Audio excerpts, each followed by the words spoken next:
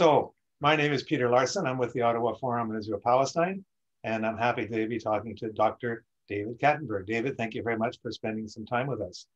Peter, it's a delight to be with you. David, you've been on my radar for a while. You're carrying on an ongoing struggle with CBC about its reporting on the Israel-Palestine question.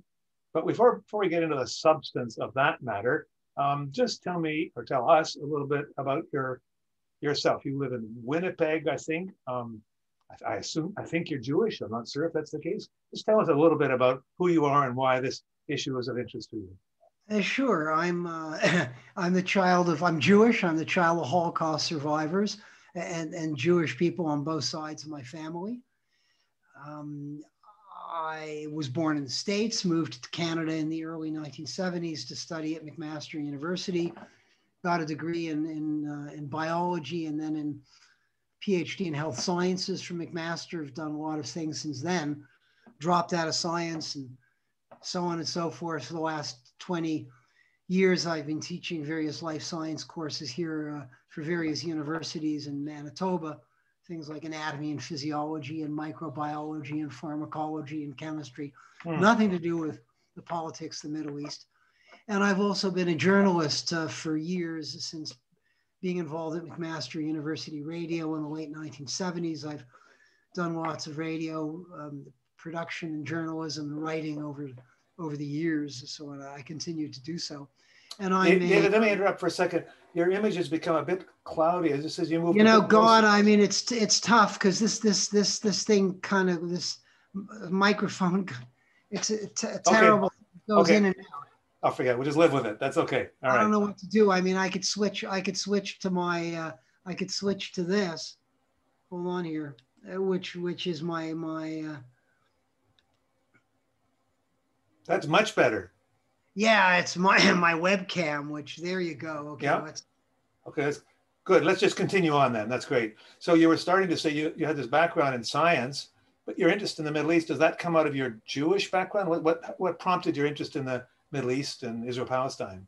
Well, it's hard to explain. Like, my standard answer is I don't really know how I became incredibly involved in, potentially obsessed by the Middle East. I was first there in 1984, back when I kind of believed the various Zionist myths. And I wouldn't get back again until 2007. I mean, sometime in the early 1990s, I became rather committed to justice in Palestine. I guess it might have been as a result of living for 3 years in Nicaragua, which kind of gave me a bit of a revolutionary perspective. Hard to say. Okay. Early 1990s, I started to become very interested in Israel-Palestine and visited for the first time again in 2007. And since then, I've visited about 7 or 8 times since over the last 13, 14 years. Okay. So now you've more recently, part of your activism has been kind of waging a struggle with the CBC, and you have a beef or several beefs with the CBC. Can you resume what your argument with the CBC is on the issue of Israel-Palestine? Well, I'm an avid CBC listener. I don't watch TV. I don't have a TV, so I only listen to the radio. I listen to CBC all the time.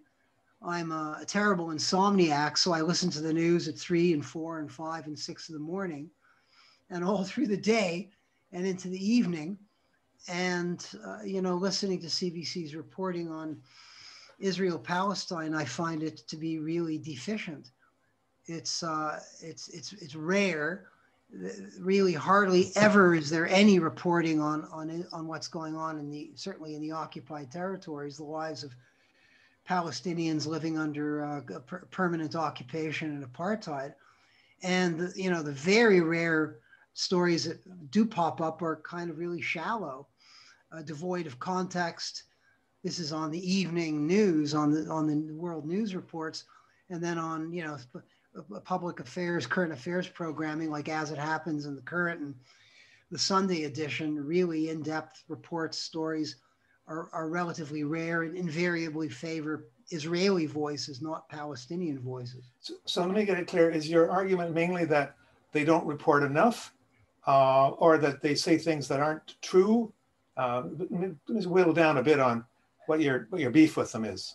Both. And by the way, I've been maintaining a log. I've been logging CBC reporting since 2004 fairly continuously. And there's very little reporting on CBC about Israel and Palestine. That's number one. Number two, the reporting that does take place is really shallow and devoid of context, historical context.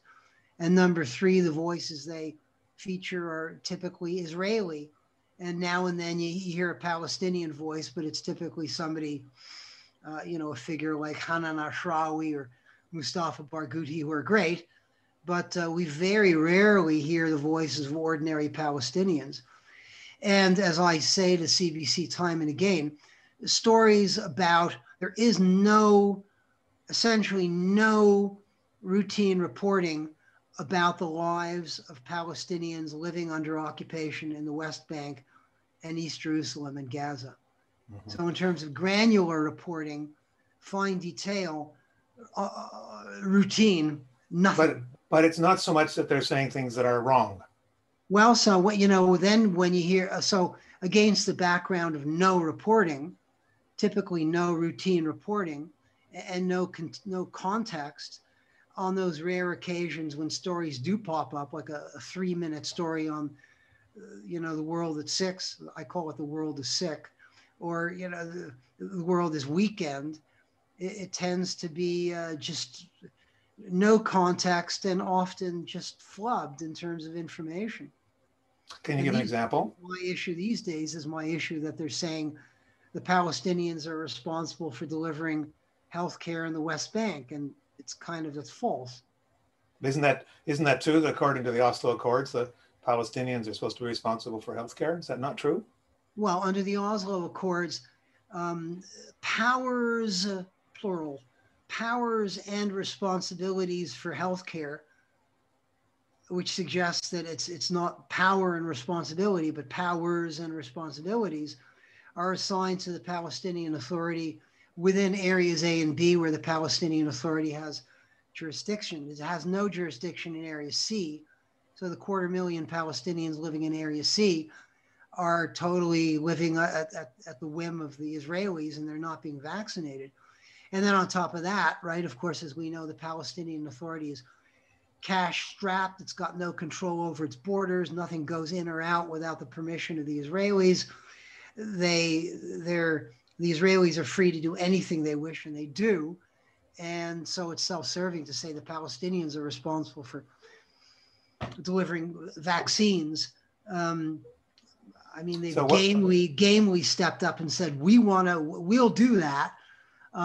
But the bottom line is that ultimately the responsibility is Israel's as the occupying power to ensure that the protected people, the Palestinians, are vaccinated. So if you point that out to CBC, as I assume you have, do they correct? They haven't yet. And why do you think that's the case? Well, it's a good question. I'm not sure. Anytime that a story appears about Israel and the West Bank or the occupied territories on CBC on those rare occasions, even the flimsiest, shallowest ones, elicit howls of outrage from Dishonest Reporting Canada. I call them Dishonest Reporting Canada, I consider them to be the public relations media policing arm of the Israeli government. Their positions are indistinguishable from the government of Israel's. And they're really successful at drowning the CBC in complaints and getting the CBC to issue corrections and clarifications, and even editing their reporting on the fly, as in that time back in August when they edited out the word Palestine from Duncan McHugh's interview with. You're saying that, just to be clear, so people who are listening, you mean that when CBC edited out reference to Palestine after, you presume, I don't know, a request from somebody for them to do so? Is that's right? Yeah, there was a complaint, and I mean, I filed under access to information and obtained no information about any complaints that were filed with the CBC. But if they did not delete the word Palestine from Duncan McHugh's interview in response to complaints from the Israel lobby, they're really well trained, because they must have said, "Oh my God, we mentioned Palestine. We can't do that." And they edited it out. So what do you think, seriously, is going on there? Do you think that the people at the CBC believe it was wrong to use the word Palestine? Do you think that Honest Reporting has access to members of parliament or cabinet ministers and the pressure comes on CBC? What do you think actually, how does this actually unfold? Well, my understanding, and I have this from various sources, as do you. I mean, Peter Holton, right? And with David Holton, yes. David Holton, venerable former chief correspondent for CBC, said in the course of an interview with you, articulated this, that CBC realizes that any time that it reports on Israel and Palestine and the occupied territories, really any time, regardless of the substance of what it says or the content, and especially when it says something critical of Israel, it gets deluged with complaints. Now, I'm sure it gets complaints from people who are sympathetic to the Palestinians and people who are pro-Israel, but they sort of say, well, it's both sides. But their calculation is it's just an enormous burden to report on Palestine. We just get hammered every time we report. Right. So it's just best not to do it. It just consumes vast amounts of staff time, and let's just avoid it. Sure. David. Which is really irresponsible. David. It's dangerous. I mean, in effect, it is dangerous to report, CBC, hazardous to report on Israel and Palestine in ways that it is not to report on China or Russia or Iran or Venezuela or Syria or the United States or you name it, right? Okay. I presume. David, I want to ask you a bit more about your personal objectives and motivation. You sent me several. And I mean, I may jump in there and say, on top of that, I mean, perhaps there are calculations within CBC that they're so tight for cash that if they start getting critical of Israel, I understand that it's a third rail, it's a hot button issue. Yeah. They're going to get heck from the government. Their funds are going to get cut back. And I'm just theorizing, I don't know this for a fact, certainly not, that the uppers within CBC, there's an understanding at CBC amongst senior editors and producers that this is a hot button issue that needs to be avoided. Mm-hmm. And certainly, like talking about, for example, Israeli apartheid, talk about that. Report on B'Tselem's recent report that Israel was an apartheid state.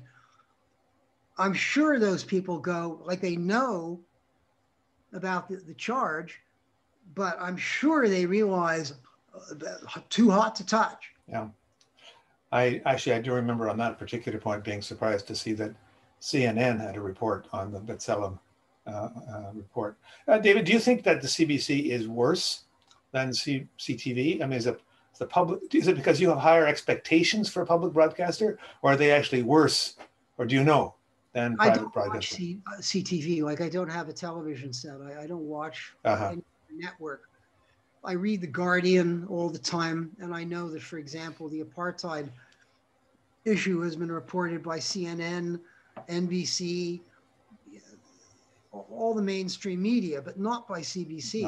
Okay. So it's hard to say, but I realize you can read this sort of stuff in the Toronto Star, the Globe and Mail, but CBC is very, very cagey about reporting on this. All right. So as I mentioned earlier, David, you've copied me over a couple of years on extensive correspondence. You've had I won't say every time, but frequently when the CBC misspeaks, you go and find references to show that they've made a mistake and so on and so forth. And their ombudsman writes you back and so on and so forth.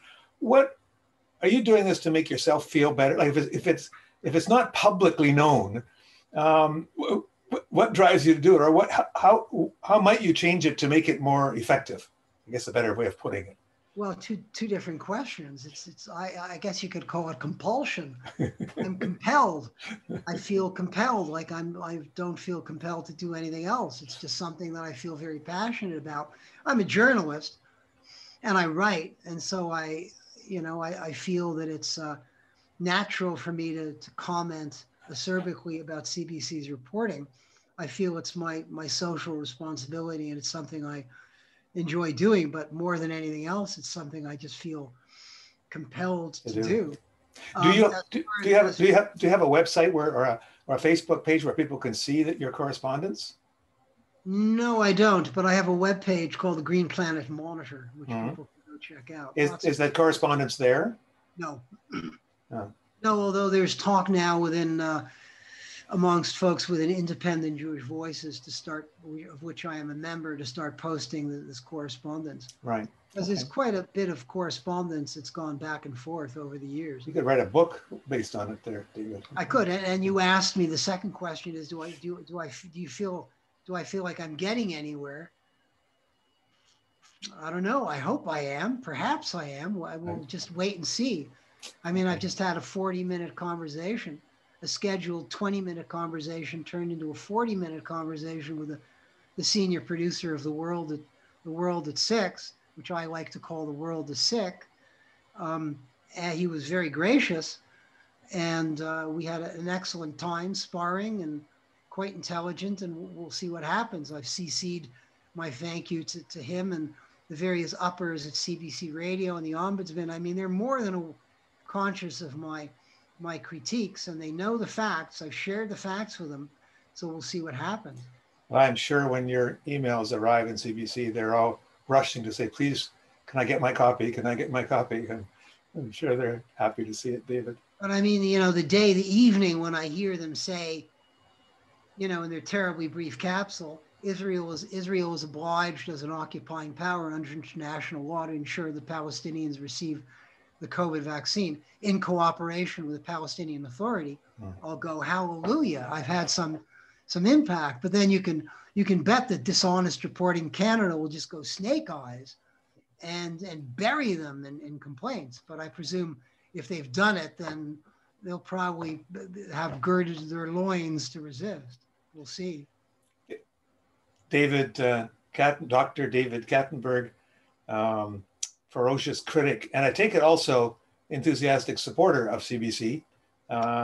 Thank you very much for... My favorite programs at CBC have nothing to do with politics. They got to do with healthcare and Aboriginal rights and culture and science and stuff like that. But when it comes to world news, it's just entertainment and not much else. David, thank you very much for spending a few minutes with us this afternoon. Pleasure talking to you. Likewise, Peter. Keep safe. I shall.